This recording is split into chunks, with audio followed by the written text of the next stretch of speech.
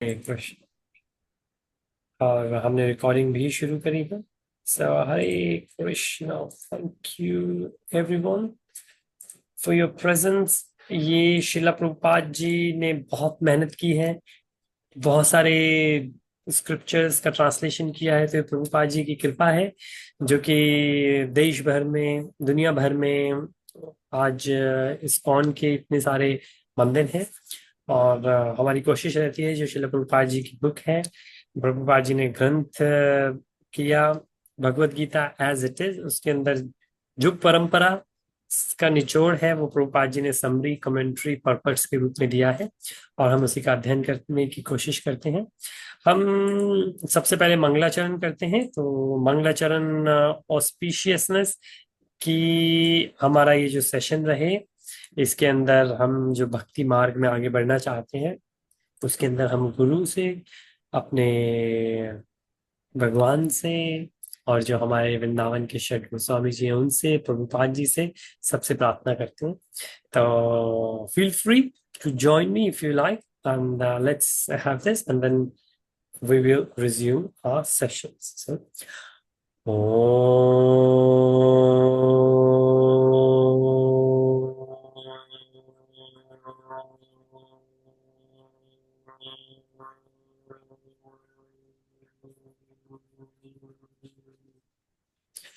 अज्ञानातिमिरन्धस्य ज्ञानाञ्जनशलाकया चक्षुरुन्मीलितं येन तस्मै श्रीगुरुवे नमः।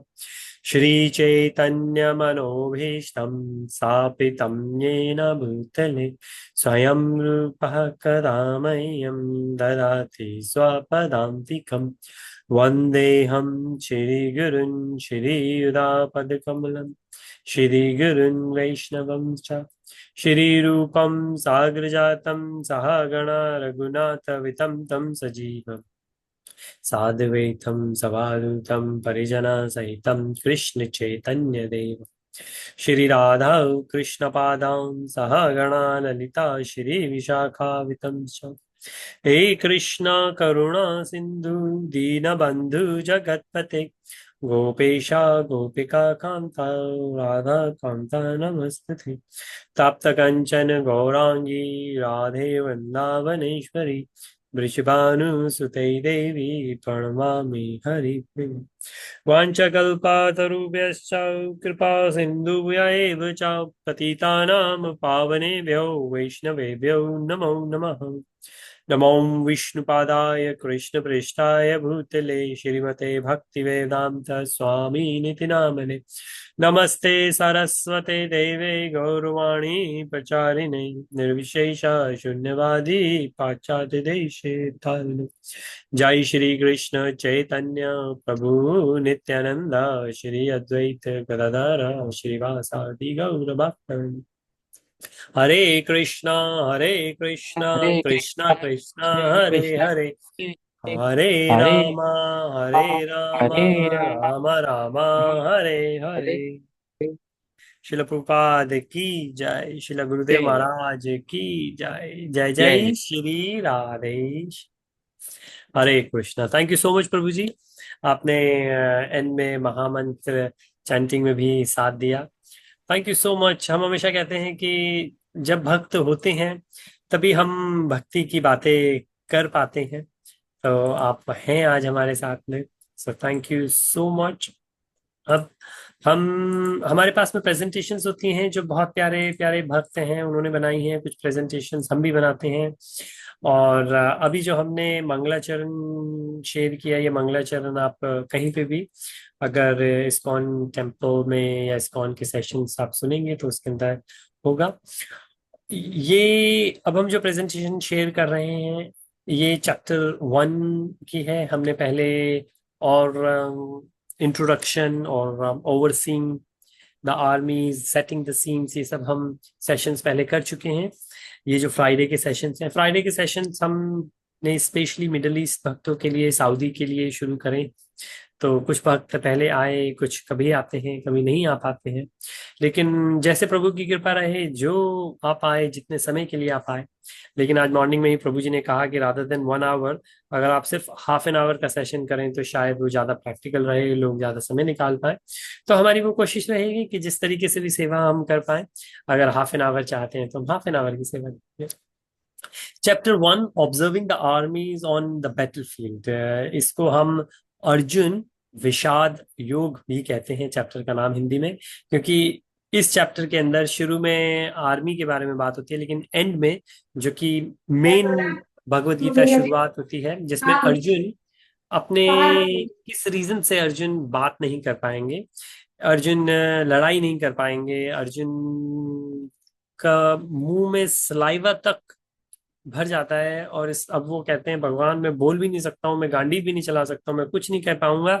लेकिन जब 2.7 में चैप्टर 2 शुरू करता है, श्लोक 7 में, जब अर्जुन भगवान को दंडवत प्रणाम करके कहते हैं भगवान अब मैं आपको सरेंडर करता हूँ, अभी तक जो मैंने कही थैंक यू सो मच, आपने लिसन किया। और तब तक अर्जुन के सवालों को, अर्जुन के ऑब्जेक्शंस को सिर्फ भगवान सुनते हैं। भगवान कुछ भी अर्जुन को जवाब नहीं देते। जब 2.7 में अर्जुन सरेंडर करते हैं, उसके बाद भगवान बोलना शुरू करते हैं। तो ये गुरु परंपरा हम मानते हैं कि जब तक सामने वाला बोल रहा है, अपने दिल की सुना रहा है, हम सुनते हैं। लेकिन जब तक सामने वाला हमसे राय नहीं मांगता, तब तक गुरु सुनने को तैयार है।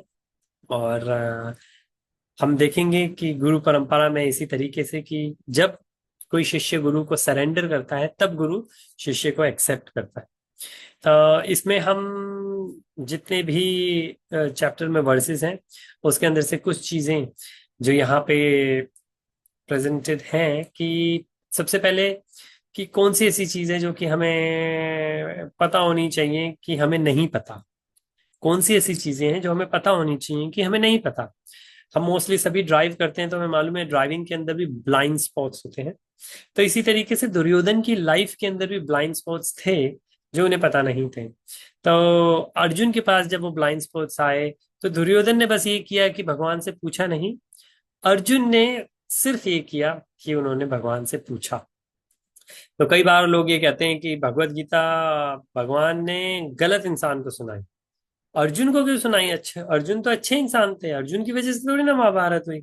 महाभारत तो दुर्योधन की वजह से हुई, दुर्योधन को सुनाना चाहिए था। ये भी बात बहुत अच्छी है, लेकिन भगवान दुर्योधन के पास भी गए थे और कई बार गए थे। लेकिन दुर्योधन ने कहा भगवान को कि मुझे मालूम है कि सही गलत क्या है, पर मेरा मन नहीं लगता सही करने में, मेरा मन लगता है गलत करने में। मुझे मालूम है कि मैं पांडवों के साथ में गलत कर रहा हूं, लेकिन मेरा इसी में मन लगता है। जो नेक्स्ट स्टेप है वो नहीं लिया दुर्योधन ने, जो अर्जुन ने लिया, कि दुर्योधन ने भगवान को सरेंडर नहीं किया कि किस प्रकार मैं अपने मन को बदल पाऊं।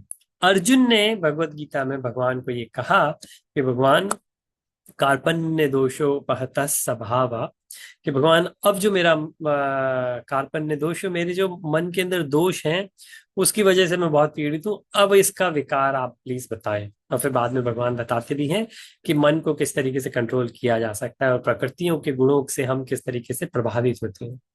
तो ब्लाइंड स्पॉट्स हमें पहले पता हो तो हम उस तरीके से अपनी लाइफ बिता पाएंगे कि ब्लाइंड स्पॉट्स कैसे केटर किए जाए।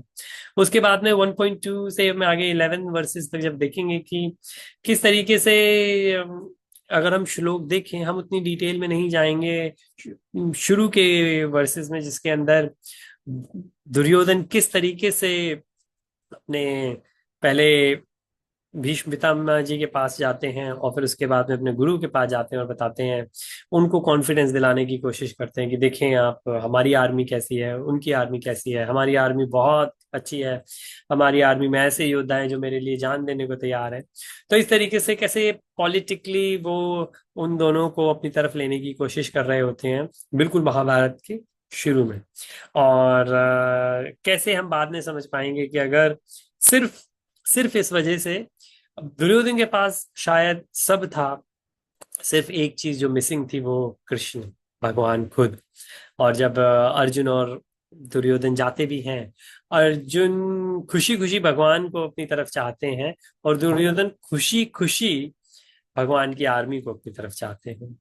तो ये बस हमें समझना है कि हमारे पास जितना मटेरियल ऑपुलेंस आ जाए, जितना भौतिक सुख सुविधाएं हम अर्जित कर लें अपने जीवन में, अगर भगवान हमारे जीवन में नहीं है तो हमारी लाइफ बिल्कुल दुर्योधन की तरफ रहेगी। कि हम नहीं, जिस तरीके से उन्होंने कहा, हम एक सुई की नोक के बराबर भी पांडवों को नहीं देंगे, इसका मतलब सब अपने पास में रखेंगे। यानी दुर्योधन के पास जितना था उतना भी अगर हमारे पास में आ जाए, लेकिन अगर भगवान मिसिंग है, तो एक महाभारत के युद्ध से वो सब समाप्त हो सकता है। सिर्फ हमारे लिए ही नहीं, हमारी आने वाली पूरी पीढ़ियों के लिए समाप्त हो सकता है। जैसे दुर्योधन, दुर्योधन के भाई, दुर्योधन के पुत्र, दुर्योधन के साथ जितने ही लोग जुड़े, वो सब महाभारत के युद्ध में सर्वनाश हुआ भगवान के हाथों। तो ये हमें समझने की बहुत जरूरत है कि हम बहुत मेहनत करते हैं मटेरियल सब कुछ गेन करने की, लेकिन अगर भगवान नहीं है हमारे साथ में, भगवान की भक्ति में हम मन नहीं लगाते, समय नहीं निकाल पाते, जो कि हम देखते हैं अक्सर लोग नहीं निकाल पाते, तो उसके अंदर miss Krishna and mess life, कि हमारी लाइफ का बेड़ा गर्क हो जाता है, जो कि हम देखते हैं कि आजकल सभी का बेड़ा गर्क हुआ है।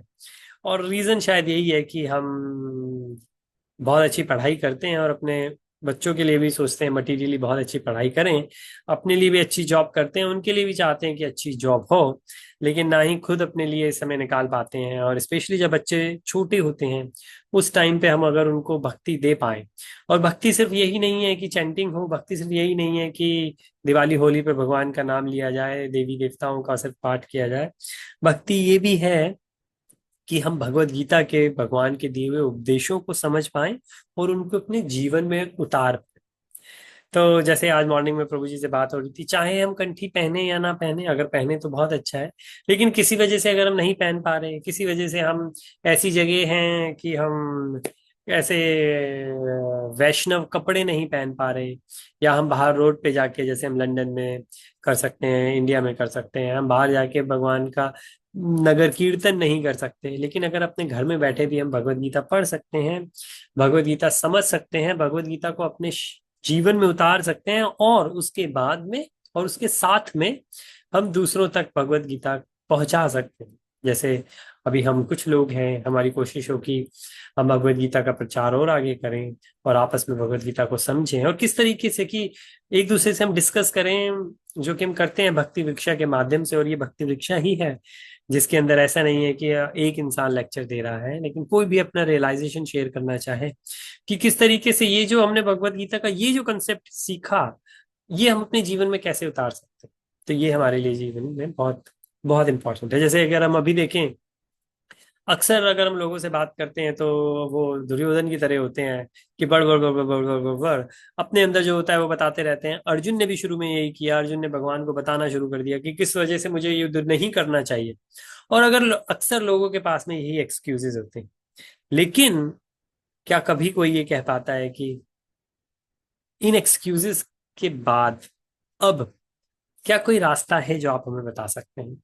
ये जो नेक्स्ट स्टेप है, ये बहुत मुश्किल से ले पाते हैं, लेकिन भगवान कहते हैं यही स्टेप लेना जरूरी है जो अर्जुन ने लिया। तब भगवान ने कहा कि क्योंकि आप मेरे भक्त हो और क्योंकि आप मेरे मित्र हो, इसलिए मैं भगवत गीता का ज्ञान आपको देता हूं। तो इस तरीके से हमें लिसन टू द 4 वार्निंग्स, जैसे कि भगवान ने वार्निंग्स दी अर्जुन को, वो वार्निंग्स हमको मिलती हैं। हमारे बाल सफेद होने लगते हैं, हम उसको ब्लैक कर देते हैं। हमारे दांतों में दिक्कत आने लगती है, हम उसके ऊपर गोल्ड प्लेटिंग करा देते हैं। हम मेकअप कर लेते हैं।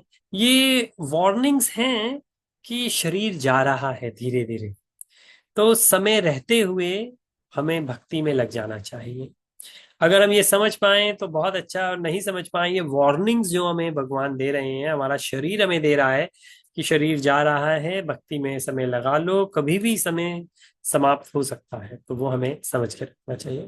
तो अगर हम देखें यहाँ पे किस तरीके से पहले ही श्लोक के अंदर धृतराष्ट्र किस तरीके से पांडव और कौरव अपने खुद के बच्चों को और दूसरे पांडवों को अलग अलग पार्शियलिटी के अंदर, जिस तरीके से वो प्रश्न पूछते हैं संजय से, ये होता है कि पार्शियलिटी, भक्त कभी पार्शियल नहीं होते, भक्त हमेशा इम्पार्शियल होते हैं, और भगवान भी, भगवान ये नहीं देखेंगे कि कौन उनकी पूजा कर रहा है।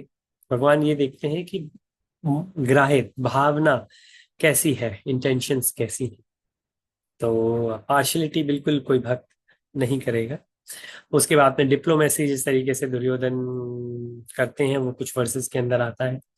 उसके बाद में साइन ऑफ विक्ट्री, कि अर्जुन की साइन विक्ट्री क्या थी, जो उनके रथ के ऊपर भगवान हनुमान जी खुद बैठे होते हैं, भगवान कृष्ण खुद उनके साथ में है। उनका जो रथ का जो पूरा रथ है वो उनको अग्निदेव ने, सूर्य देव ने दिया है। जो उनके पास बाण है वो उन्होंने उनको मिले। ये किस तरीके से ये सारे के सारे साइन की खुद देवी देवता मिलकर और खुद भगवान उनके साथ में, तो यही साइन है विक्ट्री के। तो अगर ये साइन हमारे साथ में भी हैं तो हमें जरूर, जो भी, चाहे स्पिरिचुअल हो चाहे मटेरियल हो, हमें सक्सेस मिलेगी मिलेगी। और ऐसे ही बहुत सारी चीजें जो दुर्योधन अपनी तरफ से बताते हैं जिससे हम समझ सकते हैं क्यों दुर्योधन का पतन हुआ। उसके बाद में ऑब्जर्वेशन, जो अर्जुन अपनी ऑब्जर्वेशंस बताते हैं भगवान को कि किस वजह से मेरे को लगता है मुझे युद्ध नहीं करना चाहिए, वो ऑब्जर्वेशंस। और फिर आखिरी में अर्जुन जब गिव अप कर देते हैं कि भगवान, गिव अप इस सेंस में नहीं कि बस अब मैं नहीं करूंगा, गिव अप इस सेंस में कि भगवान मुझे समझ में नहीं आता, अब मैं अपने बलबूते पे कुछ नहीं कर सकता, मुझे आपका सहारा चाहिए। तो जब एक शिष्य गुरु को ये जाके कहते हैं कि गुरुदेव मुझे आपकी जरूरत है, तब गुरु अपने शिष्य को देने, तो जब तक शिष्य गुरु को यही कहते रहेंगे कि मुझे खुद अपनी समझ है, मैं कर सकता हूँ, इस रीजन से मैं ये करूंगा, इस रीजन से मैं ये करूंगा, इस रीजन की वजह से मैं कुछ नहीं करूंगा, तो गुरु कहते हैं चलो आपको खुद ही समझ है तो मैं क्या बताऊं। लेकिन जब शिष्य गुरु को समर्पित होता है कि प्लीज आप बताएं कि मुझे क्या करना चाहिए, तब गुरु बोलना शुरू करते हैं। तो ये पूरे चैप्टर 1 का ओवरव्यू है।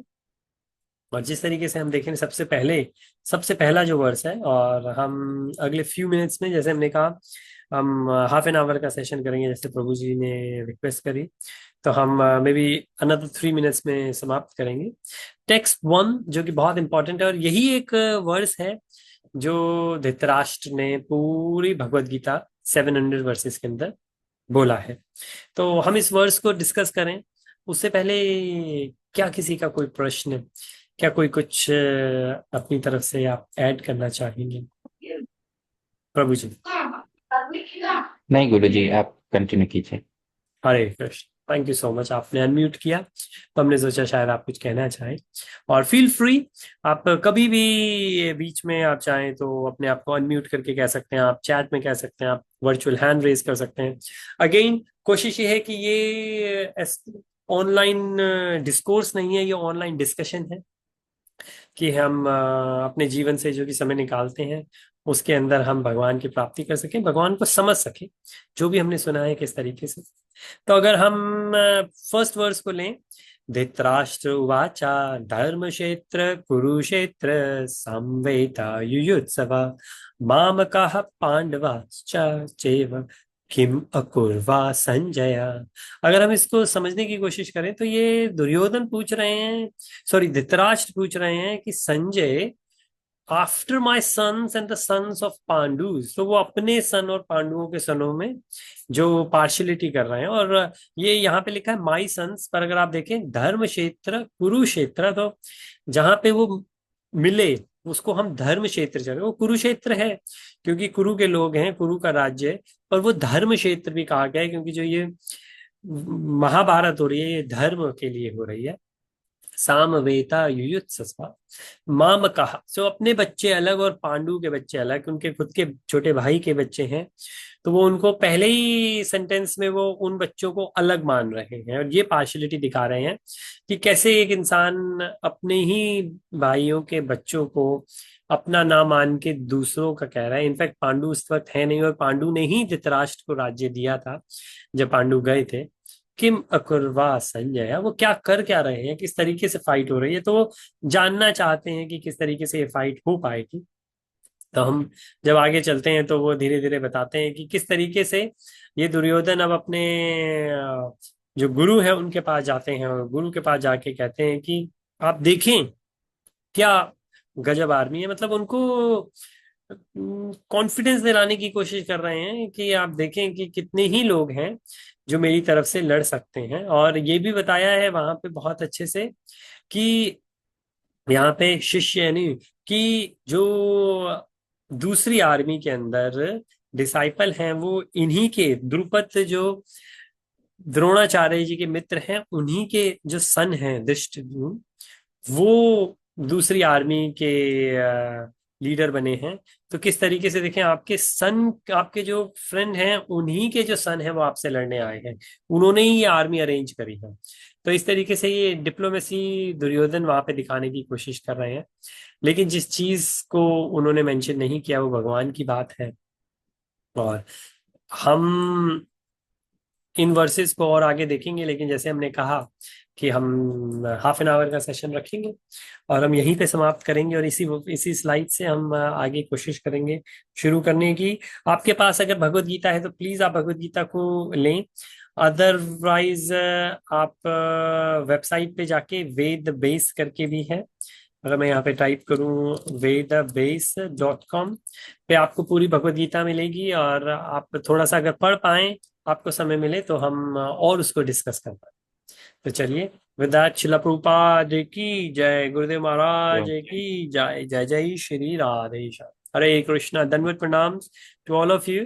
हम thank you so much for your presence. आप आए तो हमें सेवा का मौका मिला, हम भी भगवान का नाम ले पाए।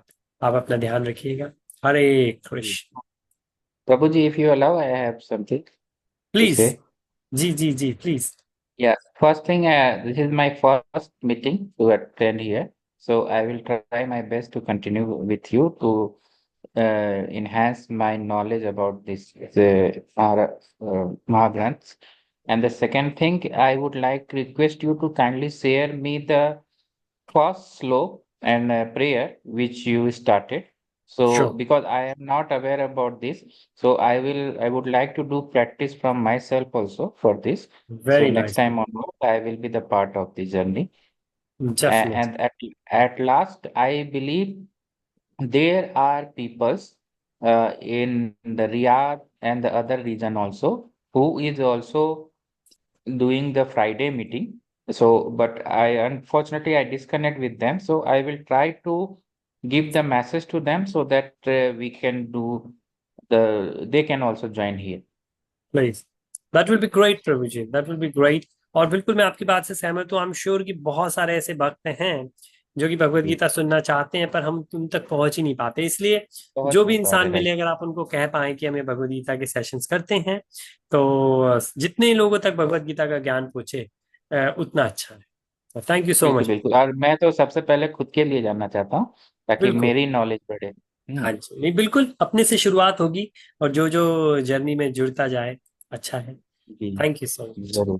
चलो, please share the prayer with me definitely Prabhu if जी, मैं अभी अभी शेयर कर if लूंगा आपके possible, साथ। if possible in the Sanskrit also, so because it was written in the English. हाँ So, जी, yes, so ठीक है, Sanskrit I could able to read properly. Okay, sure, मैं वो भी शेयर करता हूँ। ठीक है, Thank you. Hare Thank you Krishna, very much. Hare Thank Krishna. you.